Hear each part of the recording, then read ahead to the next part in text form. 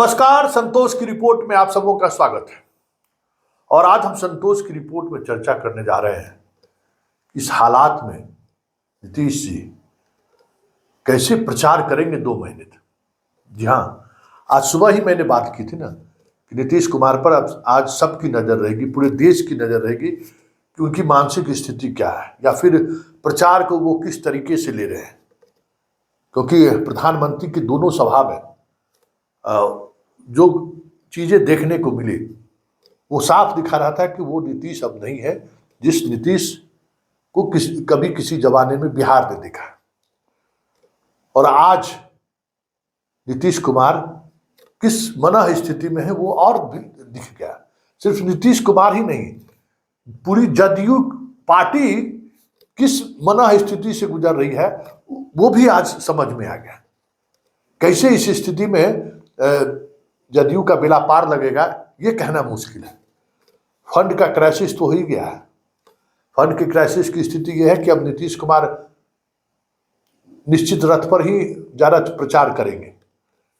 बहुत मुश्किल से एक फेज तो निकल ही गया, हेलीकॉप्टर नहीं मंगाए हैं। अब दूसरे फेज में भी देखिए कि वो प्रचार में, दूसरे फेज के प्रचार में वो हेलीकॉप्टर का इस्तेमाल कर पाते हैं कि नहीं। फंड का घोर क्राइसिस है, ये भी एक बड़ी बात है। ललन सिंह खुद चुनाव भी मैदान में है और राष्ट्रीय अध्यक्ष तो बन गए, लेकिन फंड मैनेजर जो लोग थे, जो भरोसा दिए थे, वो सब हाथ खड़ा कर दिए हैं। कुछ अपने बेटिए के चुनाव में लगे हुए हैं जिनसे कुछ उम्मीद पार्टी कर रही थी, बाकी सब अपने अपने जगह पर फिट है। सब सांसद सब बेचैन है। सांसद को आमदनी क्या है कि सरकार से कुछ मदद हो जाए, कहीं से कोई उम्मीद नहीं दिख रहा है। एक जबरदस्त क्राइसिस से जदयू का सांसद गुजर रहा है। अब बूथ खर्चा भी लोग संग्रह करे, इसके लिए भी परेशानी हो रही है। एक बड़ी संकट ये भी है, इसलिए प्रधानमंत्री खुद पूर्णिया जा रहे हैं। अब कोशिश हो रही है जो भी इस तरीके के लॉबी जो करके गठबंधन तुड़वाने में बड़ी भूमिका अपनाए हैं, अब कोशिश हो रही है कि जदयू की सीटों पर ज़्यादा से ज़्यादा प्रधानमंत्री का कार्यक्रम हो, अमित शाह का कार्यक्रम हो, और कुछ फंड की व्यवस्था में बीजेपी मदद करे। जो ऐसे पार्टी के लोग थे जो गठबंधन पुराने में बड़ी भूमिका अपनाए, वो अब इस मिजाज में पहुंच गए हैं। लेकिन खुद नीतीश किस मानसिक स्थिति से है में गुजर रहे हैं, जरा उसकी वानगी आप देखिए, और पार्टी किस दौर से गुजर रहा है।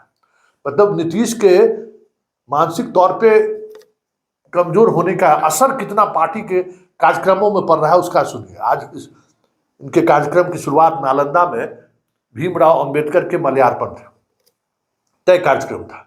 जब वहां पहुंचे तो पता चला कि जो फ्लाईओवर बन रहा है ना, इस कारण से भीमराव अंबेडकर की प्रतिमा को दूसरे जगह शिफ्ट कर दिया गया है। अब वहां जाके 5 मिनट तक खड़े रहे। अब करे तो करे क्या, तो बिना मल्यार्पण अब वहां अंदर कैसे जाते।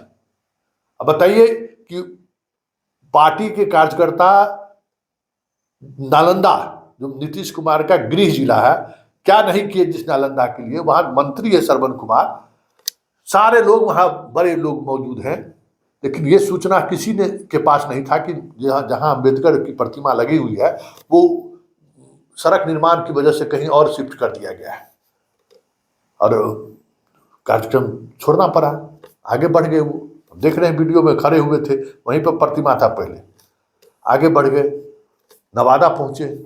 नवादा में इनकी स्थिति देखिए, नाम पुकारा जा रहा है, ये बैठे हुए हैं। अंत में विजय चौधरी इशारा किए कि देखिए देखिए आप ही को भाषण देना है। वीडियो में देख रहे हैं ना कि किस तरीके से वो उनको कह रहे हैं कि आपको बोलना है। और विजय चौधरी और संजय झा दोनों साथ गए थे संभालने के लिए। सम्मानित मुख्यमंत्री हम लोगों के बीच पधारे हुए हैं। अब उनसे आग्रह होगा, निवेदन होगा कि अपनी बातों से हम लोगों का मनोबल ऊंचा करे। माननीय मुख्यमंत्री जी,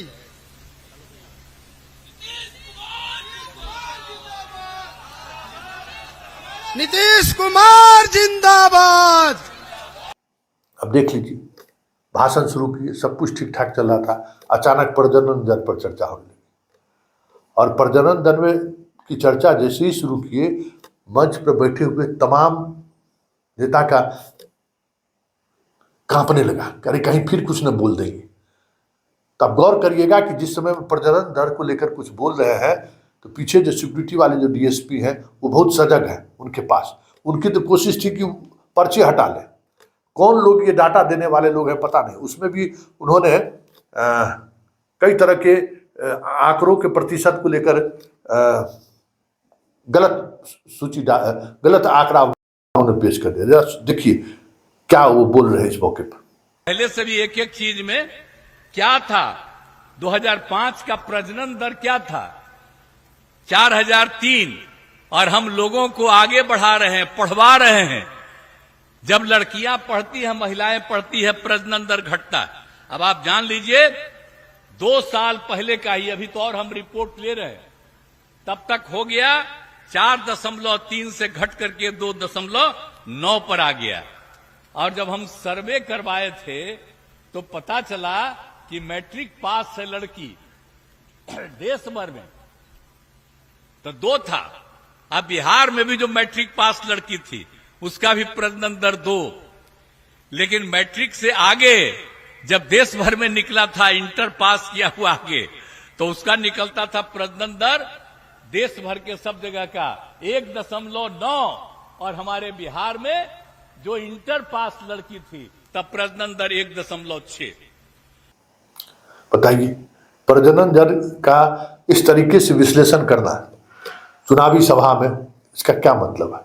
और आज फिर वही गलती, 400 को 4000 कह दिए। जरा वो भी देखिए कि किस तरीके से उन्होंने कह दिया। में अपनी सरकार ही रहेगी और कितना बढ़िया काम होगा।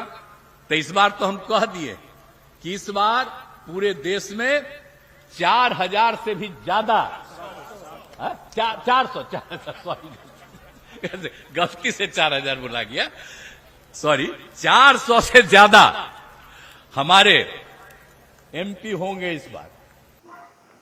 तो ये मन स्थिति इनकी है। पूरे कार्यक्रम के दौरान जो स्थानीय लीडर थे, जो काफी करीब के भी लीडर थे, उनसे भी उस तरीके से वो बातचीत करने की स्थिति में नहीं थे। मतलब पूरी तौर पर नीतीश कुमार को जो बिहार देखा है, वो आज पहली बार जब अकेले चुनावी सभा में निकले तो उस तरीके का कुछ भी देखने को नहीं मिला।